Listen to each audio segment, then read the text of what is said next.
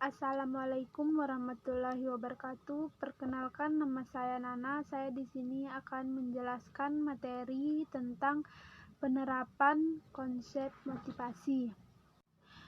Pertama-tama di sini saya akan menjelaskan apa itu motivasi. Motivasi merupakan proses yang menjelaskan mengenai kekuatan, arah, dan ketekunan seseorang dalam upaya untuk mencapai tujuan. Di sini juga ada beberapa teori mengenai motivasi. Yang pertama yaitu teori motivasi Maslow. Teori motivasi Maslow di sini mengembangkan teori hierarchy of needs atau kebutuhan manusia dengan sendirinya membentuk semacam hierarki kebutuhan. Kebutuhan di sini ada lima macam, yaitu kebutuhan psikologis, rasa aman, sosial, dan yang terakhir yaitu kebutuhan aktualisasi diri. Teori yang kedua di sini adalah Douglas MC Gregor, yaitu mengusulkan dua sudut pandang berbeda mengenai manusia, yaitu dari sisi secara mendasar negatif diberi teori X, dan yang satunya mendasar positif diberi teori Y. Teori X di sini misalnya, pada dasarnya manusia malas bekerja hanya untuk mengejar uang dan status manusia tumbuh besar. Sedangkan teori Y yaitu manusia itu aktif, punya tujuan atau cita-cita yang ingin dikejar, kerja mencari kepuasan atau prestasi manusia. Misalnya disebut manusia punya tanggung jawab. Yang ketiga yaitu teori Hertzberg. Menurut teori ini, bila seseorang senang, mereka cenderung menghubungkan karakteristik tertentu, yaitu faktor intrinsik seperti prestasi, pengakuan, tanggung jawab, kemajuan, dan pertumbuhan ke dirinya. Di pihak lain, bila mereka tidak puas, mereka cenderung mengutip faktor-faktor ekstrinsik seperti bonus, promosi. Oleh sebab itu, jika ingin memotivasi seseorang pada pekerjaannya, maka ia menekankan prestasi, pengakuan kerja itu sendiri, tanggung jawab, dan pertumbuhan. Yang keempat, teori MC Cleland dibagi menjadi 3 kebutuhan. Yang kebutuhan pertama yaitu kebutuhan akan pencapaian. Kebutuhan akan pencapaian adalah dorongan untuk berprestasi untuk pencapaian yang berhubungan dengan serangkaian standar. Kebutuhan yang kedua yaitu kebutuhan akan kekuasaan. Kebutuhan akan kekuasaan adalah kebutuhan untuk membuat orang lain berperilaku dengan cara yang tidak akan dilakukan tanpa dirinya.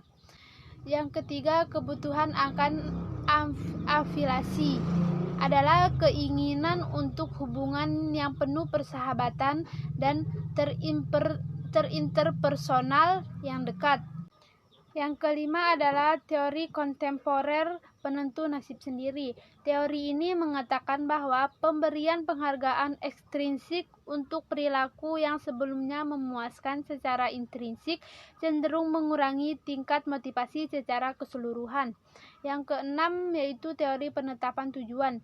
Teori ini mengatakan bahwa tujuan individu dan kepuasan merupakan penentu utama perilaku. Suatu tujuan adalah objek atau tindakan. Tujuan adalah apa yang ingin dicapai oleh seseorang. Penetapan tujuan ini merupakan suatu proses kognitif dan beberapa penggunaan praktis.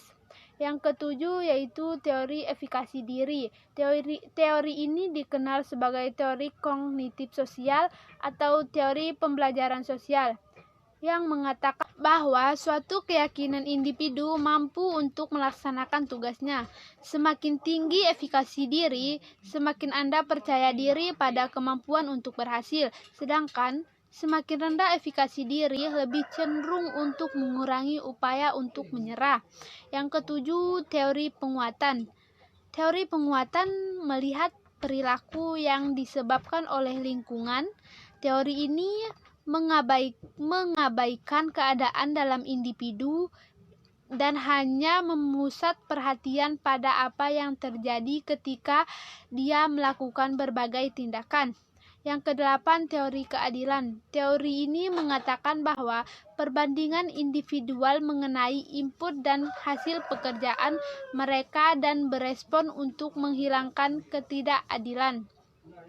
Kesembilan adalah teori ekspektasi. Teori ini memusat perhatian pada 3 hubungan. Yang pertama, hubungan upaya kinerja.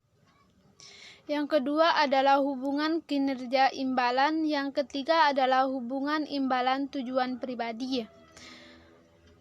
Motivasi dari konsep menjadi penerapan yaitu motivasi dengan desain pekerja, model karakteristik pekerja, desain pekerja, suatu cara di mana elemen-elemen dalam suatu pekerja di organisasi. Model karakteristik pekerjaan. Suatu model yang mengusulkan bahwa suatu pekerjaan dapat digambarkan dalam bentuk 5 dimensi utama pekerjaan. Yang pertama, keahlian yang bervariasi. Kedua, identitas tugas. Ketiga, signifikasi tugas. Keempat, kemandirian. Kelima, umpan balik. Alternatif pengaturan kerja dibagi menjadi 3, yaitu 1. Flex time, 2. Pembagian kerja atau job training, ketiga bekerja dengan jarak jauh atau telekomunikasi. Mungkin itu saja yang dapat saya sampaikan dalam video kali ini. Apabila ada salah kata mohon dimaafkan. Wabillahi taufiq wal hidayah. Wassalamualaikum warahmatullahi wabarakatuh.